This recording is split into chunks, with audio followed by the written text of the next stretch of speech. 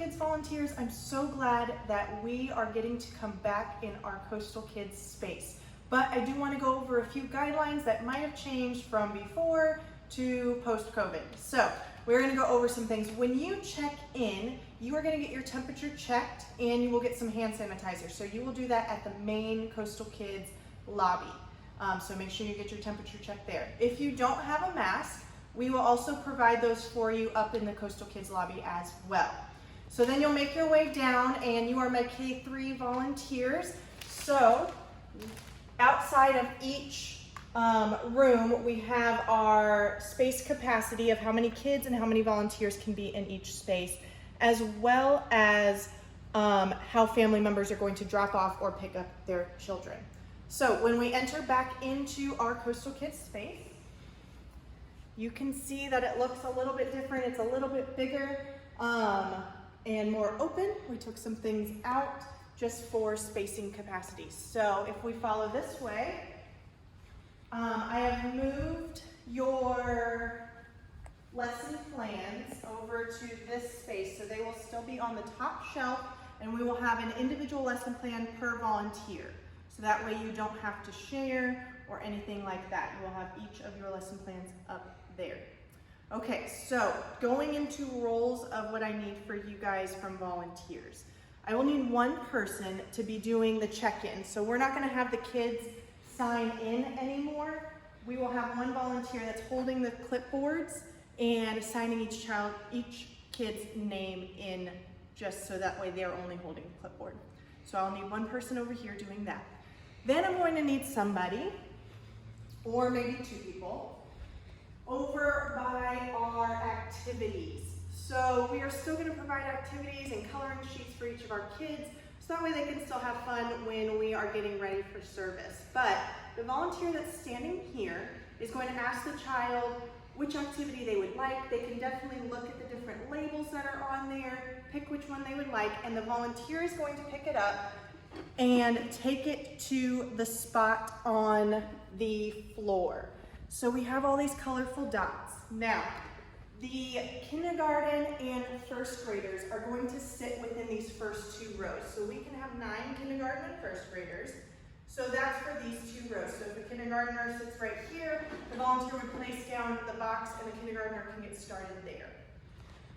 Second and third graders, they will be sitting in the back 2 rows here, and I'll explain why after a little bit in our training.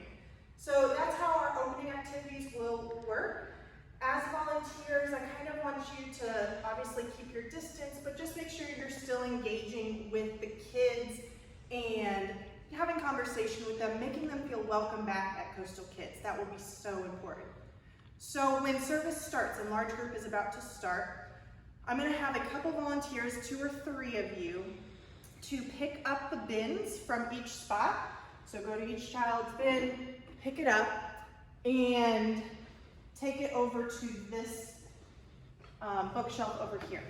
So this is going to tell us that it's used and needs to be cleaned. We are going to offer you guys gloves. So if you want to wear the gloves, if you think it's going to be safer, which it might be, whatever you're comfortable with, to wear the gloves and pick up the boxes from there. So you have gloves for that. Alrighty. So when large group starts, we still are going to have our praise and worship. Miss Courtney's going to be here. It's going to be great. We're still going to want the kids to be engaged with that, and we want you guys to be engaged in that too. So make sure you're still dancing, even if we have to keep our distance. So then once we break out into our small groups, our kindergarten and first graders are going to actually go through this door because they're up front. So we're going to move them all the way through here, and we have our kindergarten and first grade room set up with their socially distanced dots. So there's 9 dots in here for all of our kindergarten and first graders. And then our teachers and our volunteers, you guys are going to be standing up here. And all of your lesson supplies will be on this table or on this yellow table over here. For arts and crafts, we have given each child a cookie sheet with whatever they're going to need for that lesson. So that will be all prepared for them so they can write on that. It'll make it easy, and it's just one thing for them to hold. So that's for our kindergarten and first graders. This is kind of your setup, and then for pickup, same way, they will exit out the back doors over there. Okay, so our 2nd and 3rd grade small group. We're having you sit in the back row because that way if the teacher wants to stand right here, all our 2nd and 3rd graders are together still. Just kind of makes it easier that way. So really nothing's changed out here. You're still going to do small group. You'll still have your lesson supplies. We will also be giving you cookie sheets as well, just so that way they have something to bear down on and it's one thing for them to touch. So I think that's everything for small group and all of that. So I'm going to go over pickup. So the kids are going to stay on their dots the whole time. And we'll still have games and everything like that. But with pickup, I am actually going to be standing right here. I will call the child's name, so that way I can check for kindergarten, 1st, 2nd, and 3rd. And the parents are going to follow these yellow dots all the way across. So they are still being socially distant, and only one parent from the family will be able to come in. We're not having a whole group of family to come in. There's signs out there, and that will be posted, and we'll make sure we send that out to parents. So the parents will follow along. Their child will come over here, and I will need one volunteer right here, and this will be important, that we are not collecting the stickers physically, but we still need to check them. So if a parent is here with their child, we say, can you take off your child's sticker, hold up the matching one, you will check it, and they will put it in the bucket that you are holding. You don't have to touch the sticker at all, but they do need to put it in the bucket. And then you can remind our parents, maybe new families, we are going to have a sign right here that is going to tell them that they can find their God times or their parent cues on our Coastal Kids at Home app. We're going to drive them there, so it's all electronic and they can get there from that. So I think that's everything. I know that's a lot of new stuff, but I am so glad to have you back. And I can't wait for the kids to fill this space. I know they're excited to see you and just to be here. So let me know if you have any other questions, or Miss Deb know if you have any other questions, and we will be in touch. There's just a few quick reminders that have to do with our K through 5 kiddos. So we are going to still collect our offering, but I'm going to ask, instead of having a child do it, I'm going to ask that a volunteer maybe pass around the bucket and just go to each child if they have offerings. So that way there's just less crossing with kiddos.